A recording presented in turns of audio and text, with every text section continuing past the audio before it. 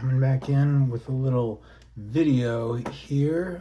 We're reviewing some design and illustration stuff, especially design stuff, but just checking all the progress that we've made in defining forms, rendering action, characters, pose, and putting those things together in, an orchestra of design has been so fun. It's had me reviewing everything that I've learned and tapping into new things and coming back to lessons, techniques, and progress that I hadn't been able to quite get until now. Leveled the skills up enough to start taking on lots of types of diverse and advanced level design. My foundations have leveled up to the point where I can start to integrate into that my design process and integrate my design process into the techniques. It's been really, really fun. I'm focusing on how to do effective reference from different places and spending a little bit of time doing this and then a little bit of time doing free sketching anatomy and what have you. Anatomy, new designs, scenes and areas, and putting these things together. Like as soon as you start to do a little bit of perspective on a design, if you've been drawing a lot of backgrounds, you could think of okay, well, there's a step and a path, there's some stones, there's a pillar, right? You can set up a whole scene really quickly. And when you're referencing things, to break them out into a little diorama thing, and then here, I'm facing the other direction. This is of course some Kim Jung-gi illustration and design. Really, really good. He's so eclectic. He touches so many different worlds and seems to move seamlessly between them.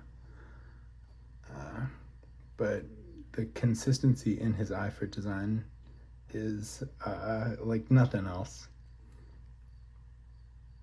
Everything is so detailed and mechanical and perfect, and there almost always has to be one thing that you don't understand in each drawing, or at least for me, there's something out of sequence or out of place, and it makes the whole thing feel just a little bit more special and unique. It's like you're there in real time while this scene is happening and being created. It's lovely, lovely Kim Jung-gi. Some of his arts videos, he's quite his personality is different than Yoda, but the way that he breaks into arts and design is downright mystical. A bit of my approach and style definitely comes from the way they would break things down into boxes, especially the anatomical form in the Super Annie. Is really good. I saw a bunch of people doing that at other places, and after having spent so much time looking at the work of dudes like Feng Zhu and Kishimoto, Akira Toriyama, and Katsuhiro Otomo. Yeah, Katsuya Otomo, the dude that does Akira and all the backgrounds of Akira. You think how do they get those turns in perspective? But it's through a rock solid understanding of foundational design to be able to create forms in 3 dimensions. Yeah, and then you can do cyborgs or something, you can apply any kind of design. If you're watching a bunch of Feng Zhu, it's you could reskin these any angle builds. Or Kishimoto, you're you could set up a dynamic scene with 2 people with different abilities and they meet and they fight, One of them is your friend and the other one is also your friend, but you don't know it at the time. Badass clash of rivals and heroes and action, anything. You can take an idea from a scene in a movie that you saw that just like surprised you, and there was something there that was captivating or interesting, and you're like, I wonder if I could remix that in some way with like an art style that also captivated your mind and heart.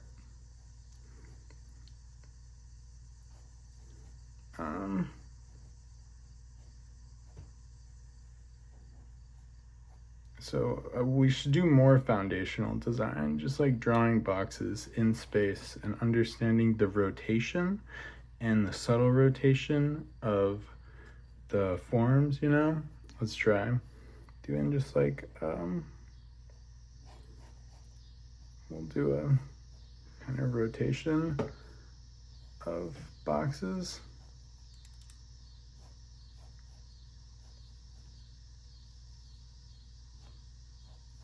So it's like these ones are almost parallel. I love to throw a little bit of 3-point onto everything. Proco made a video talking about how there is no real perspective. It's like a made-up construct. Let's check it out. After we listen to Ryan Gosling give us a little bit of advice. My dude, chill. Tell me about the very first stunt you ever pulled. I think the first stunt I ever did was on a TV show called The Unbelievables. It was a pilot that Steve Carell was in. And I find out in the episode that I have superpowers and I'm playing basketball, and I inadvertently jump across the court and land in the hoop. And they brought in a stunt double for that. And then he disappeared, and they kind of hid him in the shadows. And the idea was that we were never going to speak of this again. He was never here. You did the stunt, Ryan. You did the stunt. Well, it feels like you broke the code just talking about it. It just was the beginning of this strange dance that hopefully ends with this film, The Fall Guy. I'm just a stunt guy! I've had stunt double my whole life. I also started on a kids' TV show called Young Hercules, and I had a double there, and I've always had a double. And it's always just seemed weird that doubles are not really credited for what they do. So the idea that we were going to kind of pull the veil back on that, and also, yes, like stunt people would make the best action heroes in real life because they are the people that play the action heroes in the film. So it's just all kind of aligned. I'm excited about this one. What's one stunt you actually did for The Fall Guy? There were a few, but one was of note was, I guess, the opening stunt, which is they dropped me 12 stories off of a building, and then they dragged me across the Sydney Harbor Bridge.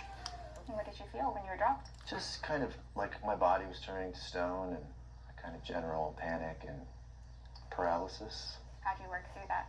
I didn't really. I thought I would conquer this fear of heights. I did not conquer it, but I was able to do it because I had the best rigging team and stunt team, and it's just about trusting the consummate professionals that are around me. Tell me about the one driving stunt that you've always wanted to try. Oh, 2 wheels. 2 wheels down a tiny alley that's too small for your car. What's the one surprising thing about being a dad? You know, it's even better than they say. I think they undersell it. You know, there's things like dad bod, dad jokes. There's a little bit more side-eye there than I think it deserves. What's one parenting secret you've learned? Just snacks. Always have snacks. I've learned it the hard way. When you don't have it, you won't have them. You'll always be holding ABHS. Always be holding snacks.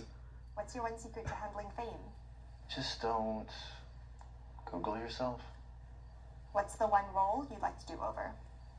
Maybe La La Land. There's a moment that haunts me where we're dancing, Emma and I didn't know this would become the poster for the movie. But I thought we were supposed to have our hands up, and I thought it'd be cool to put my hand like that. Even though everyone told me it wasn't cool, I was sure that was cooler than that. And now when I look at it, and I have to see it all the time, you know what would have been cooler than this? That. It just killed the energy that way. It was sort of like all leading to what? Just like a lazy, I call it la-la hand. Dancers have something similar. They call it hamburger hands. Hamburger hands? Really? It's a thing. Did having a dance background help you for that role?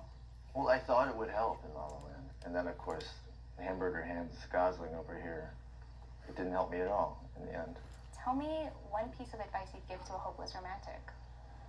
Ooh, well, don't do that. Don't lose hope. Don't do that. That's rule number one. Keep the hope. What's the one fear you have yet to conquer? Interviews. I mean, I guess there's no stupid questions, but there are stupid answers.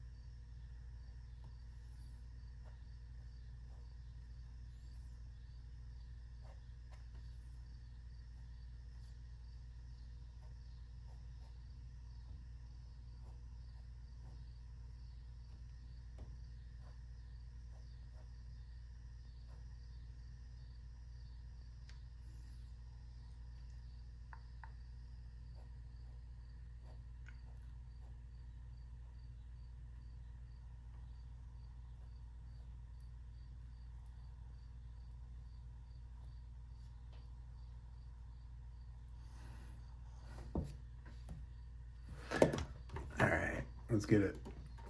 Proto perspective.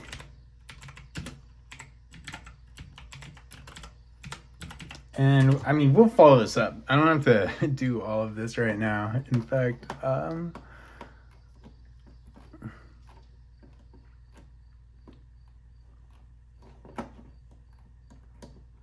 truth about perspective.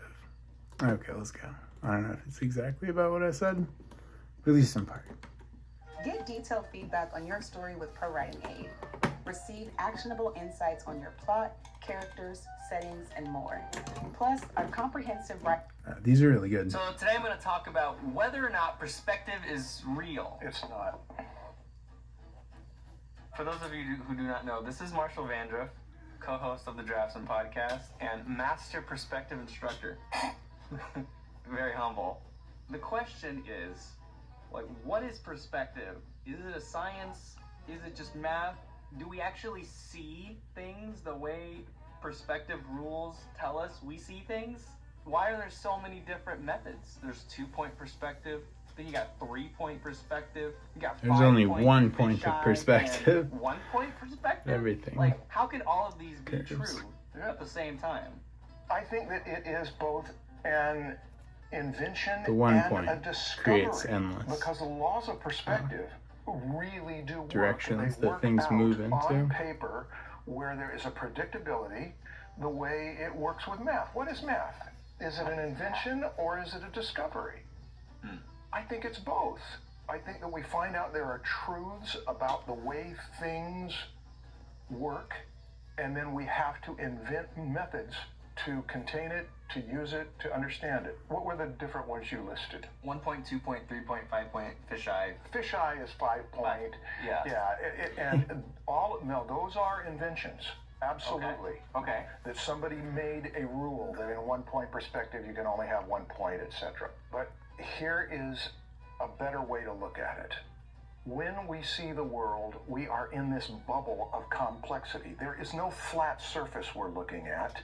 We move our head, we move our eyes, we see peripherally, and just for a moment, look around you and look at how there is a sphere of perception. Now, It's hard to see that sphere, though. I see straight lines. It's probably my brain interpreting rounded curves as straights because I know that they're straight. Right? that is exactly what's happening. It is an optical illusion, and the proof of it is that if you sit down and do what people call perceptual perspective, where you draw what's in front of you, and it will, if you're looking directly at it, it will probably be in 1 point, but you draw that the way you see it. You put this in the center of your page. You then look up to your left, up to your right, down to your right, down to your left, and do this to the sides and above, and Yeah, draw Marshall things Vander. as you see them.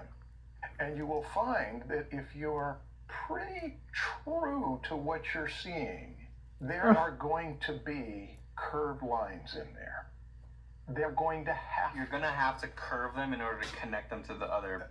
You're going to have to, right? Yeah. So that's where you make the discovery that I'm looking at a curved world. The problem is that we are trying to draw something on a flat piece of paper, which, how are we going to account from that? Okay, we can do this perceptual perspective thing where we will curve the lines in the picture. Or we can even go simpler and say, sit in a hallway, look straight down the hallway, and notice all of these straight lines going away from you converge at one point. That's 1 point perspective. The other lines will be horizontal or vertical. Perfectly horizontal, perfectly vertical. Also, because they're not perfectly horizontal or vertical, you have to add another point where they converge. That's and it's no right. longer 1 point. That's right. But you try taking a 1 point picture with your panorama view on your camera and see what happens. Can't do it.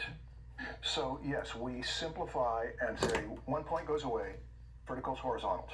But as soon as you look at something on its corner, where you're looking at it and 2 sets of lines are going away, the way we simplify this, it's an invention, is we say the ones going off to the left, the ones going off to the right, they will each have their point, and the ones going straight up and down will not. They'll just go straight up and down all through the picture. Yeah. So we still have not made those verticals converge yet. Yes. And then as soon as we look dramatically down on that thing or dramatically up at it, then we have to have a third point because those lines are going away and they are tapering to a vanishing point if we're going to understand it on a flat piece of paper. So that's where 3 point comes in.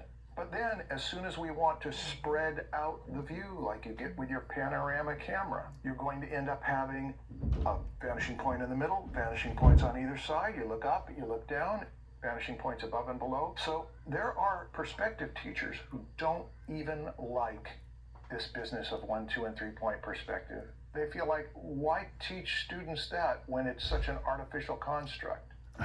And How do they Wild. get the students to understand what they're seeing? without naming any names, Okay. I am still going to interview a teacher who was really against it. He told me, do you teach at 1, 2, and 3 point? I say I explain 1, 2, and 3 point, but I don't try to boil Nice all of answer, life down to Marshall. that, except as a way to introduce it. Look at what Rembert does with his drawings where he's unfolding space. Yeah. He has got multiple vanishing points in there, and he understands the simplicity of 5 point, crazy as that sounds. 5 point is relatively simple. Yo. We're not going to 5 point in this course. For this basic course, Yeah. we will stick with 1, 2, and 3. Yes. This is all we need to start, like you said, introducing ourselves to the idea. And then once you're comfortable with those, then you can start going to 5. But that'll be for Marshall's course. Yes. For my course. Yeah. 1, 2, and 3 point have only to do with parallel lines. That is 2 lines that are going away in the same direction. When they are going away in the same direction, will land at a point somewhere out there far away. If it's level, at the horizon. If it's not level, not at the horizon. Above or below. But here's the big thing.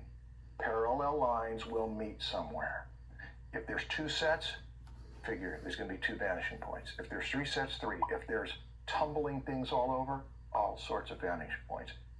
Get used to this, because understanding it helps you to put things into boxes and then have some control about how you are drawing them in space. It is an artificial construct. It's an invention, the way scales are an invention in music, but they are useful for all sorts of musical performance. That's the simplest I can get for why you care about blocks with parallel lines going away. Which is the closest to reality? Of those, Of all the methods we have, 5 point is closest. Yeah. okay, there's nothing closer.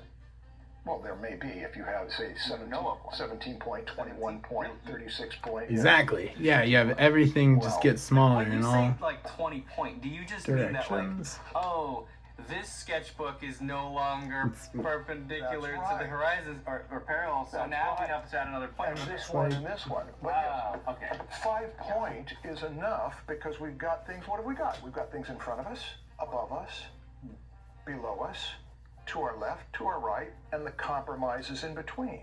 So if I just have two boxes and I take one of them and I kind of like shift them in all three axes, now we have 6-point perspective suddenly.